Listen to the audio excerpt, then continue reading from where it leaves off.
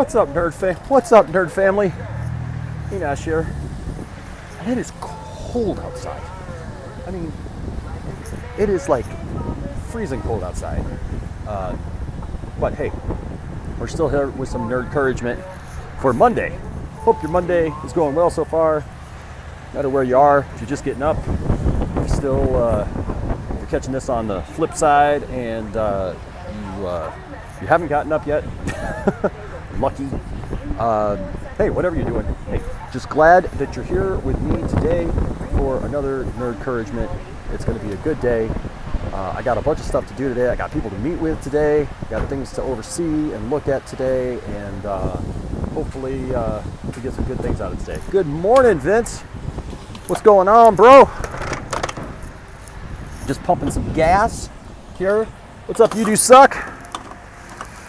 Oh, it's so cold. Oh, I got some gas. Oops. All right. Holy crap. Whoo. Oh, man, that's what I hate about this time of year. Oh, okay, let me get in here, get in the car, get this set. Whoo! Man, it is rainy today, man. It is rainy today, and that sucks. But you know, it's okay. It's the only thing worse about that is the fact that it's rainy and it's freezing cold. I am on my way to the dentist for a cleaning, and here we go. Hope you all are doing well. How is your Monday going so far? Whew, I gotta recover, man. I've been out in the elements. Oh my goodness. Woo! Well, that's something. Yes, sir. Okay. So, let's see. What shall we talk about today, folks? Huh? Been going good. Drawing most of the time. That's cool. That's cool, man. I wish I could draw. I wish I could like do that kind of stuff, man. I mean, I've been blessed with a lot of talents, but oh, shut up! You do suck. You do suck. Get out of here with that. With your, it's 80. It's cold here in Florida. It's 80 degrees. Ooh, I'm gonna rub it in. It's 80 degrees. It is 44 degrees here. But it feels a lot colder right now because of the rain and stuff. So, oh, brr. That's funny. So what shall we talk about today, folks? It is Monday. It's the start of a new week. See, I'm used to my camera being over here now, and now it's over here where I normally look. I can't win on that. I accidentally had the phone turned like the wrong way, and so. Once you have it there, you can't flip it around, you know. So, yeah, it's the start of a new week. You know, new opportunities, new ideas, new things that can present themselves, right? Like I always say, no matter how bad things may seem and feel,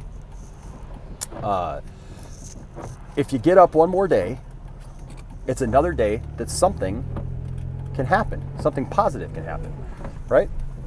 And you can make some change. Life is going to throw stuff at you, you know. But look, and you know how I really feel that way is because you all know life has been throwing some stuff at me, right? And lately, and I am remaining positive. I am remaining. Geez, with the phone this way, that wants to go a lot.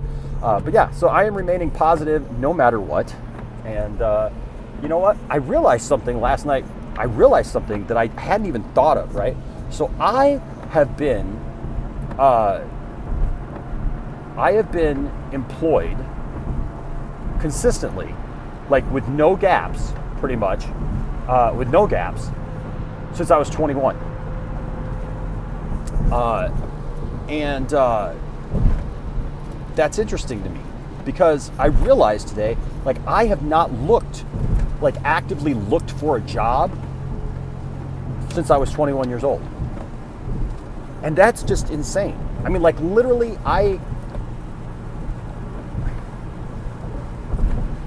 worked longer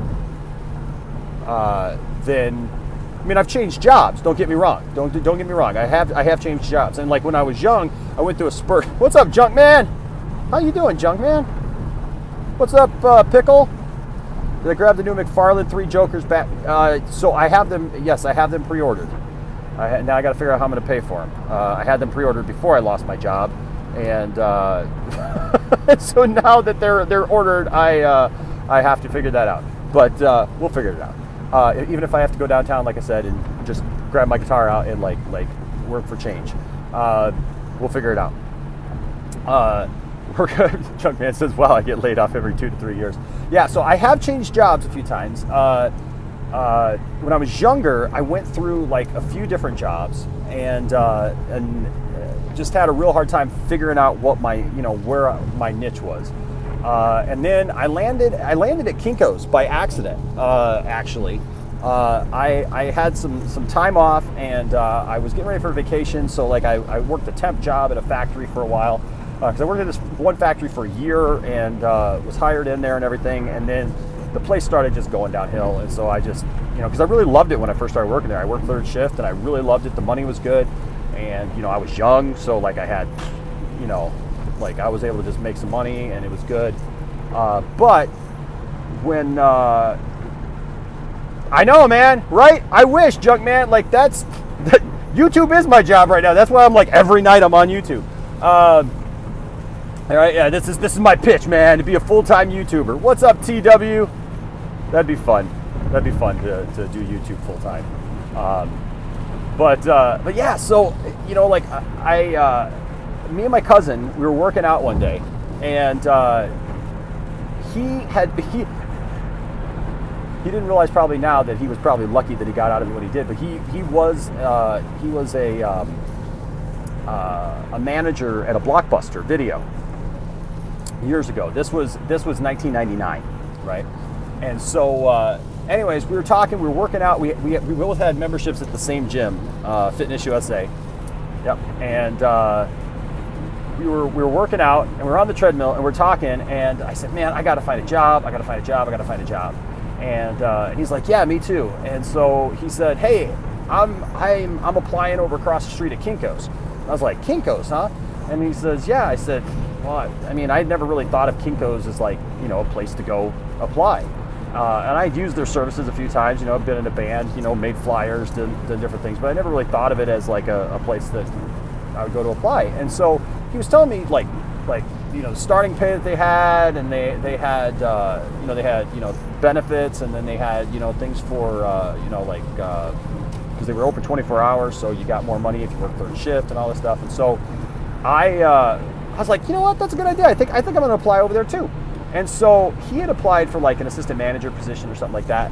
I can't remember all the details, but anyways, there was kind of the funny thing was I went over, I applied, and I figured because like he had management experience, whatever, that he would probably get a call back.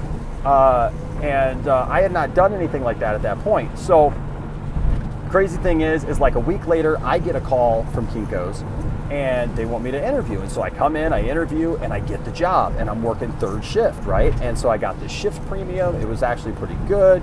Yeah, what's a Blockbuster Video, right? I think there's one left. But so I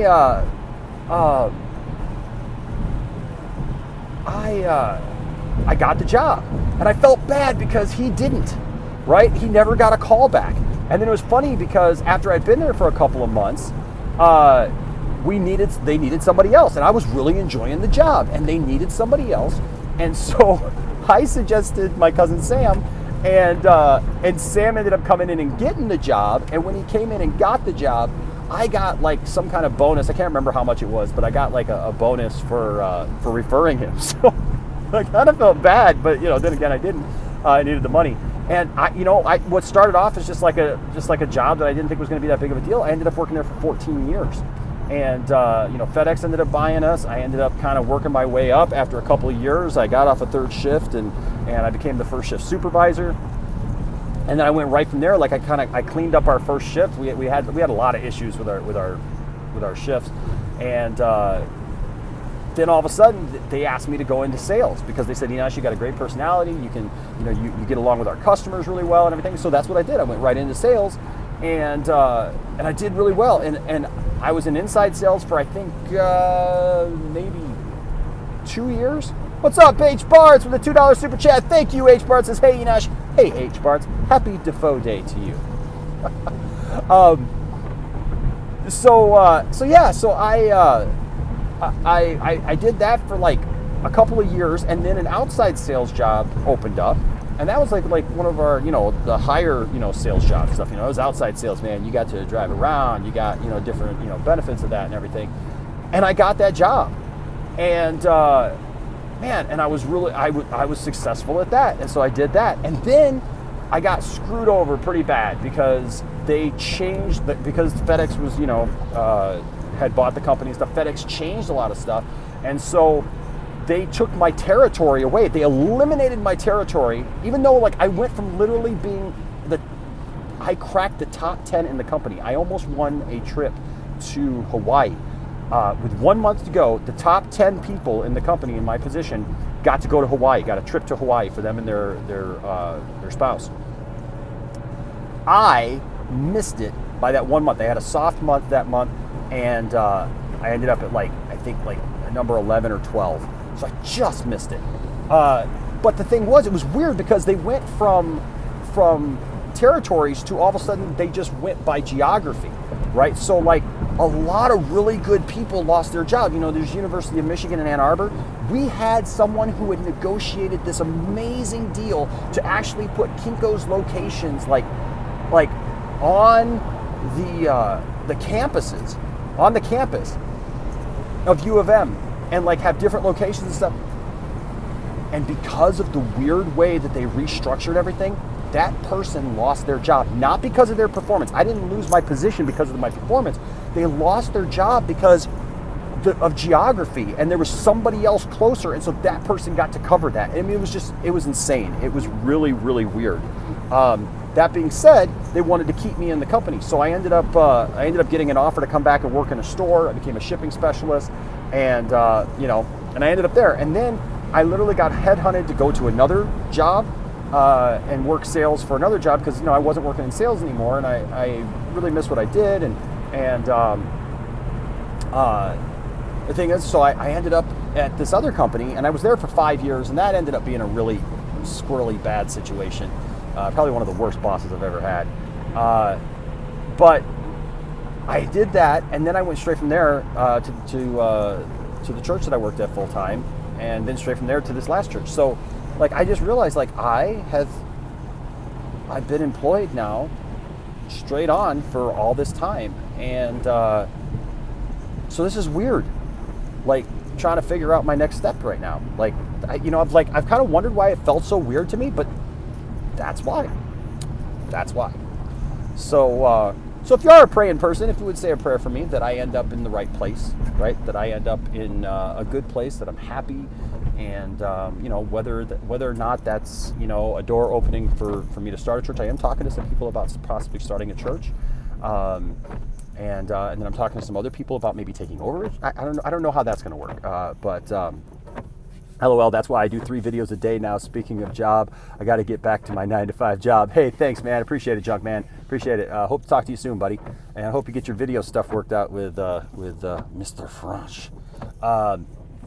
So have a good day, bro.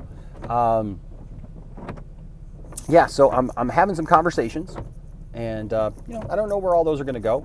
Some of them may just be meeting friends, new friends, and some of them may be place that I end up, right? So what's that, David? Who said bullying is a good thing? There are many that got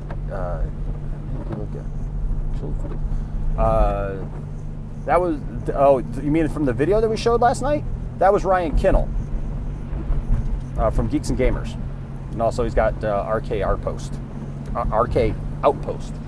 And that video said that bullying was a good thing. That was weird. Bullying's not a good thing.